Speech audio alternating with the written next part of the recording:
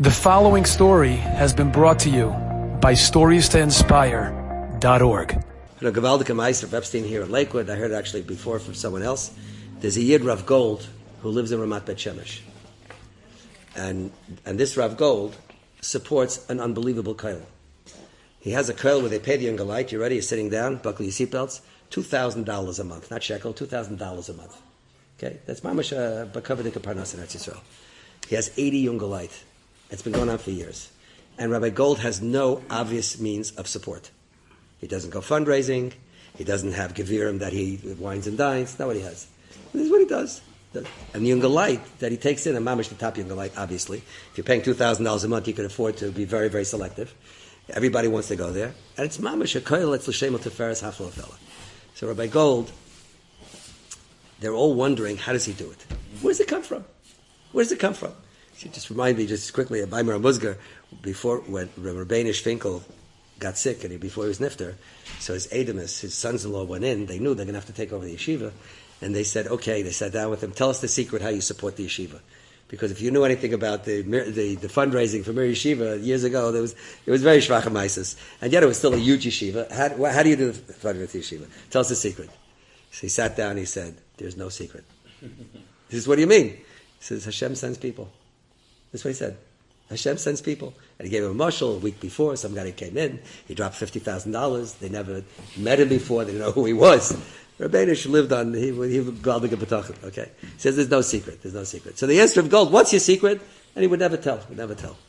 One year they came up with a strategy. They're going to have to find out how he does it. So they said, Rav Gold, this year, Mir Tashem Purim is in your house. We make a B'sivas Purim. You're going to, fine. He said, why not? You're going to host us in your house. Come to his house. It's like a very simple house. He's Baruch Hashem. He has 12 children in the house. It's a pretty, tight house. They're sitting there, and they start plying him with a little bit of liquor, and they drink a little liquor. And before you know it, everyone's liquored up pretty good. And they say, "Okay, Rav Gold, please tell us, where does the money come from?" So since he was somewhat tipsy, he said, "Okay, I'll tell you." He said, a number of years ago, I decided to take my children on a trip in Azmanim. Baruch Hashem, I have 12 children, so I can't bring all the children to one vehicle. It's a little bit too much, one vehicle. Besides, I have children that range in age from 20 all the way down to like 2. And where the older kids want to go, the younger kids don't want to go. So what I do is I always split it up over 2 days. Take one trip with the older kids, one trip with the younger kids. That's what we do every year. So here we are on a trip. I'm with the older kids the first day of the trip. Get into the car, we go, we have a great time. In Eretz Yisrael, going for a great time. Ben Azmanim is you find some hill and you climb it. They don't go to Six Flags Great Adventures exactly, right? And we had a great time, and nightfall comes, they get back into the car, they're headed home, and suddenly the car stops. Middle of a highway, middle of nowhere, the car stops. Okay, so it's funny, the battery went out, generator went out, he looks at the lights, and everything stems. And he looks at the gas gauge. He forgot to put in gas. And they're stuck, they ran out of gas. Sitting on the highway, he doesn't lose himself, he's big Babatachin. Takes out a Tillim, he starts saying Tillim. 10 minutes later, the car passes by, stops for them, and the guy gets out of the car, and he looks inside the car. He says, Charedi? I'm not interested in helping a Charedi. Gets back in the car and he leaves. Whoa. Okay?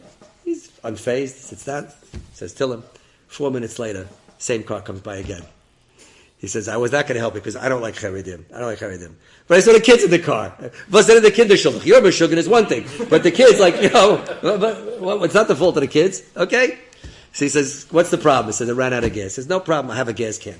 Took him in the car. They went to the closest gas station. He comes to the thing. And he's about to fill up with gas. And he notices a sign. The sign says, Patuach b'Shabbat. So he comes back with an empty can.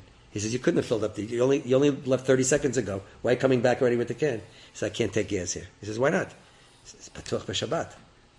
He says, almost every gas station is Patuach b'Shabbat. He said, no. The other gas stations, they may be open on Shabbos, but they don't advertise it.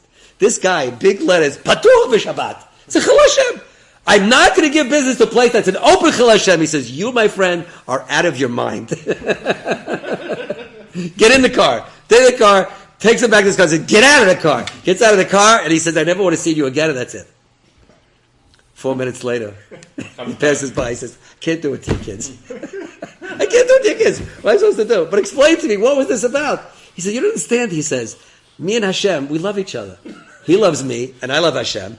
And to make a chil Hashem like that, I can't take it because we love each other. So I say, okay.